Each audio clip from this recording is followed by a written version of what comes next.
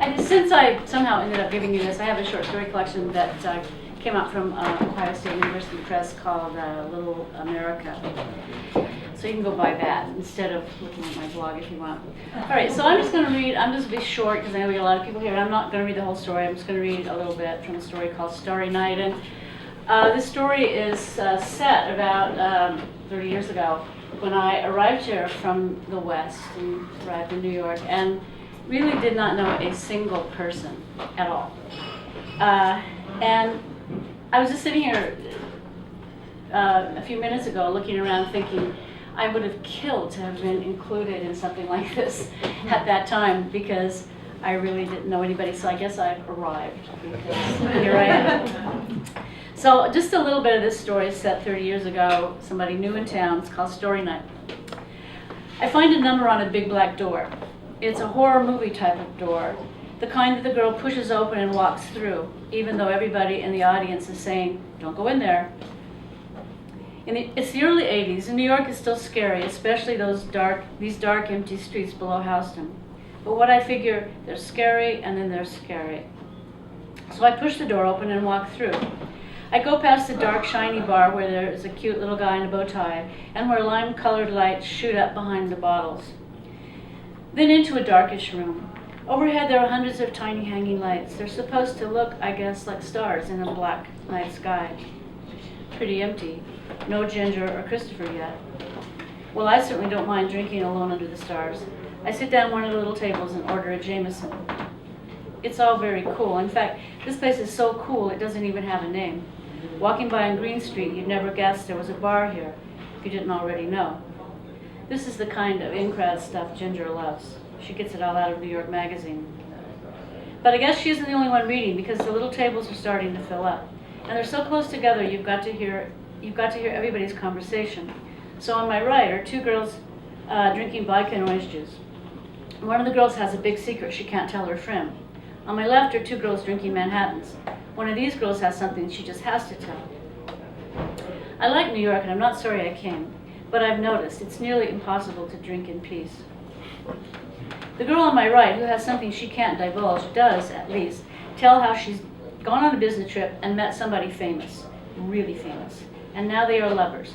She can't say who he is because he's too famous and important, and if it came out it would be a scandal, an international scandal. Is he married, her friend asks. Of course. Would I know who he is if you told me his name? Oh yes, God yes. He's in the news? Yes, all the time. Where'd you meet him? I can't tell you that. What country? Here. What state? Oh God. That's not going to tell me who it is. Okay, DC. Okay, sorry, that's not going to tell me who it is. Okay, DC.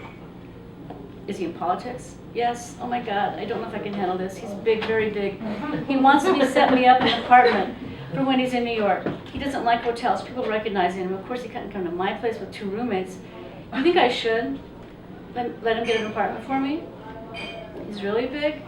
Really big. Is he old? Yes. Kind of, but not too old. Like a senator or something? Bigger. Oh my God. Yeah. Not Reagan. The president? No.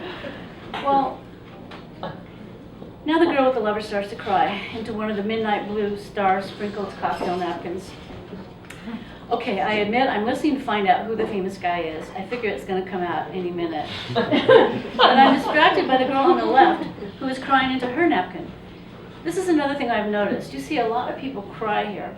At home, if people want to cry, they do it in bed at night with a pillow in their mouth. Or they go in the bathroom and turn on the water. Or like me, they drive drunk on the interstate with Roy Orbison.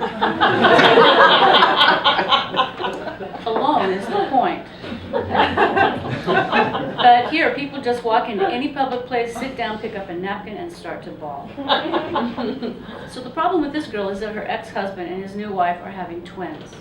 Why twins? Well, her friend says they'll probably regret it. It's probably going to be so much work that they'll, no, I wanted twins, and he knew that. Well, I mean, it's just an accident. You can't decide to have twins to get back at somebody. The girl says it's like he did. It's like that's exactly what he did. And she puts her head down on the table and sobs. It's right at this point that Ginger and the guy who must be Christopher walk in. A bottle of champagne, Christopher tells the waitress, the best. And they sit down with me. While we're here, we're celebrating the fact that Christopher is leaving his wife for Ginger. It's something Ginger's been working on for 6 months, and it was touch and go there for a while. Ginger's my roommate and a sweet girl in certain ways. Knowing her, I'm not surprised to see that Christopher is a magazine ad type of guy, blonde in a black turtleneck.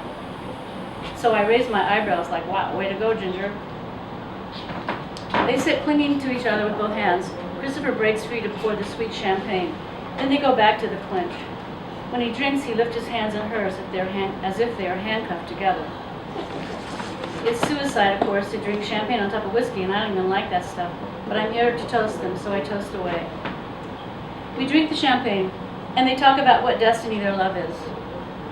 Their destiny, I happen to know, kicked in a few weeks ago when Ginger persuaded him to sneak away to Mexico with her. Christopher made up a story for his wife. I forget just what. I'm going to stop there because there are a lot of people to read, and so just bye.